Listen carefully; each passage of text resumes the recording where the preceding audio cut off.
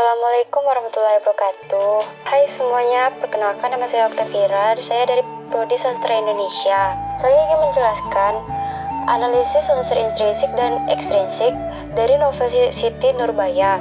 Saya akan membacakan cerita singkat dari novel Siti Nurbaya. Di Padang ada seorang penghulu bernama Sultan Mahmud Syah.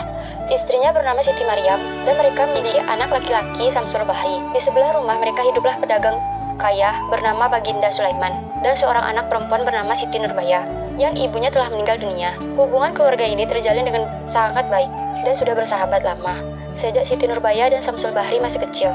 Singkat cerita, Samsul Bahri dan Datuk Maringgi bertengkar memperebutkan satu wanita, yaitu Siti Nurbaya, sehingga Samsul Bahri tanpa berpikir panjang, Samsul Bahri menembak Datuk Maringgi yang mengakibatkan Datuk meninggal dunia.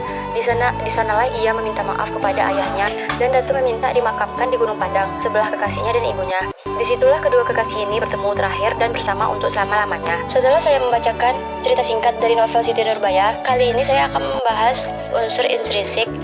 Unsur intrinsik terdapat yang pertama tokoh, yaitu Siti Nurbaya, Samsul Bahri, Datuk Maringgi, Baginda Sulaiman, Sultan Mahmud Syah, Pak Ali, Siti Maryam, Zainul Arifin, Baktiar, Alimah, Pendekar 4, Pendekar 5, Dokter, Putri, Rubiah. Yang kedua latar mempunyai 3 macam. Latar waktunya pagi, siang, petang. Yang kedua latar tempat, bawah pohon, ketapang, di kediaman Baginda Sulaiman, kediaman Datuk Maringgi. Yang ketiga latar suasana, sunyi, senyap, ramai, tertekan. Yang ketiga alur maju. Dalam cerita novel Siti Nurbaya, pengarang menyusun cerita benar-benar dimulai dari eksposisi, komplikasi, klimaks, dan berakhir dengan pemecahan masalah, sehingga alur yang ditampilkan pun komplit. Yang keempat sudut pandang. Menggunakan sudut pandang orang ketiga ditunjukkan dengan penggunaan kata ganti orang ketiga, yaitu dia. Yang kelima tema, bertajuk kisah cinta yang sangat menyedihkan antara Siti Nurbaya dengan Samsul Bahri. Yang keenam gaya bahasa. Yang ketujuh amanat.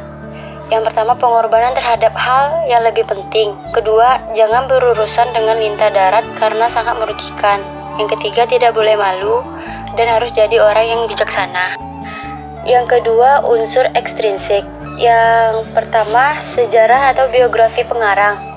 Marah Rusli, pengarang novel fenomenal Siti Nurbaya, dianggap menjadi pengarang roman pertama dalam sejarah sastra Indonesia, sehingga disebut sebagai bapak roman modern Indonesia. Yang kedua, situasi dan kondisi dalam novel Siti Nurbaya. Marah Rusli menghadirkan novel berbahasa Melayu sehingga membuat beda dari novel-novel yang lain, serta kondisi yang disebutkan dalam novel sangat terasa sehingga membuat pembaca terbawa akan suasana dalam novel tersebut. Yang ketiga, nilai-nilai dalam novel Siti Nurbaya. Yang pertama, nilai moral. Siti Nurbaya merupakan gadis yang sangat mencintai keluarganya. Oleh karenanya, dia rela mengorbankan dirinya untuk menikah dengan orang yang tidak dia cintainya. Yang kedua, nilai budaya. Dalam novel Siti Nurbaya, mulai meletakkan landasan pemikiran yang mengarah kepada emansipasi wanita dan menolak adat yang tidak sesuai dengan perkembangan zaman.